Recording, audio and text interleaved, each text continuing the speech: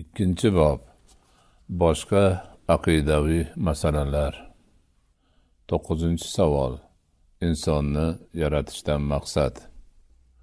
Ma'lumki, farishtalar Alloh taolo tarafidan Odam atodan ilgari yaratilganlar va ular doimo Alloh taoloni hamd etib ibodatda bo'lganlar. Shunday sharoitda insonni yaratishdan maqsad nima edi? Javob. Bismillahirrohmanirrohim. Bu avval ham ko'p takrorlangan savol.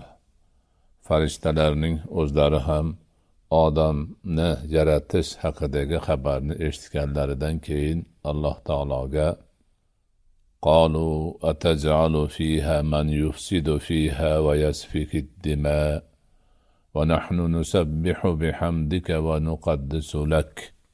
Ya'ni ular unda fasod qiladigan, qon to'kadigan kimsani qilmoqchimisan? Va holbuki biz senga tasbih, hamd aytib va seni ulug'lab turibmiz, dedilar. Albatta, farishtalarni yaratib qo'yib, orqasidan odamni yaratishning ulkan va buyuk hikmati bor. Buni Qur'oni Karim oyatlaridan va Nabiyimiz sallallohu alayhi va sallamning hadislaridan tushunib olamiz. Alloh taolo insonni yaratish ila o'ziga xos bir zotni yaratib, ana shu zot orqali o'ziga bo'lgan iymonning sinovlaridan o'tgan holda yer yuzida qaror topishini iroda qilgan. Agar o'zimiz iymon keltirgan mavjud narsalarni bir mulohaza qilib ko'radigan bo'lsak, ulardan bir turi ushbu savolda kelganidek farishtalar bo'lib, ular odamdan ilgari yaratilganlar hamda doimiy ravishda Allohga tasbih, hamd aytib ibodat qilib, uni ulug'lab turadilar. Shu bilan birga farishtalarning xususiyati shuki, ular o'zlariga buyurilgan ishlarni bo'yin tovlamay qilishga moslab yaratilgan zotlardir. Farishtalarda nafs, fahsh, ishtaha va shunga o'xshagan insonlardagi holatlar yo'q. Ular nuroniy narsalar bo'lib, inson hojati tushadigan, shahvati tortadigan, havoyi nafsi istaydigan xohish va istaklardan xoli qilib yaratilgan. Bu dunyoda mavjud narsalardan ikkinchisi hayvonot olamidir. Biz ularda avvalgi zikr etilgan narsadan mutlaqo aks holatni ko'ramiz. Hayvonlarda tana, jon va hayot bor.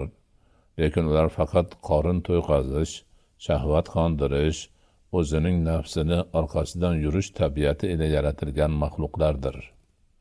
Ularda bundan boshqa holatlarni mulohaza qilib bo'lmaydi. Ana shu o'ziga moslab yaratilgan sharoitdan chiqa olmagan holda yashab boraveradilar. Alloh taolo insonni ham yaratdi.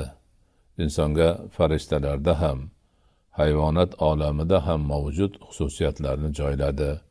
Inson hayvon kabi jinsga, havoyi nafsga egaligi, shahvat qondirishga moyilligi va shunga o'xshash bir qancha istaklari bilan qo'shib yaratilgan. Shu bilan birga hayvondan farqli o'laroq insonga aql berib, vahiy yuborib va ta'limotlarini nozil qilgan. Inson farishta kabi dunyoning havasi va lazzatlaridan xoli bo'lib yashashga moslanmagan va hayvonlar kabi faqat qorin to'yg'azish, nafsni qondirishga ham moslanib qolmagan. Ikki tarafga ham qobiliyati bor shaklda yaratilgan va o'zidagi havaslarni va jismoniy talablarni yengib, Alloh taoloning aytganini qilib borishligi, Alloh taoloning amriga doim bo'ysunishi va bu amrning yo'lida uchraydigan to'siqlarni yengib borishi ma'nosi bor. Ana shu ma'no ila yer yuzida Alloh taologa bo'lgan iymon, amriga bo'lgan itoat va ibodatda sobit bo'lishi ko'zlangan, hamda inson Alloh taoloning yer yuzidagi o'rinbosari qilib qo'yilgan. Shuning uchun ham Alloh taolo odamni yaratganida farishtalarga va iz qala robbuka lil malaikati inni ja'ilun fil ardi khalifa. Esla, vaqtiki Robbing farishtalarga men yer yuzida xalifa qilmoqchiman dedi. Bas shunday ekan, Allohning o'rinbosari bo'lgan inson Alloh taoloning amrida doim qoyim turishi hamda Alloh taoloning irodasi yer yuzida sobit bo'lishi, unga bo'lgan iymon yer yuzida qaror topishi uchun intilishi va uning amrini yurg'azishi kerak bo'lgan. Shunday ekan, odam o'zidagi hayvoniy xususiyatlarni jilovlab, malakiy xususiyatlarni ustun qilsa, iymon, ibodat, husnul xulq va yaxshi amallar bilan o'tadigan bo'lsa, farishtalardan yuqori darajaga erishadi. Farishtalarning shahvoniy istaklarini yengishga ehtiyojlari yo'q. Chunki ular tabiatan shahvoniy istaklarsiz ibodatga moyil qilib yaratilgan.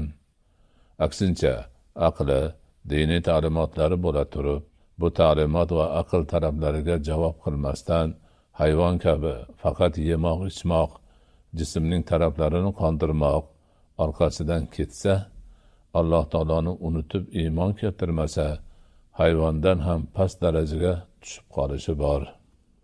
Demak, farishtalar u zotni hamdini aytib tursa ham, Alloh taoloning odam deb atalmish inson zotini yaratishidan maqsadi yer yuzida Robbil alaminning o'rinbosari bo'lishi, Alloh taologa iymon qaror topishi kabi buyuk bir ma'nolarni tarqalishi hikmatidandir. Alloh taolo hammamizga iymonda, ibodatda, amali solihda bo'lishni nasib etsin. Vallohu a'lam.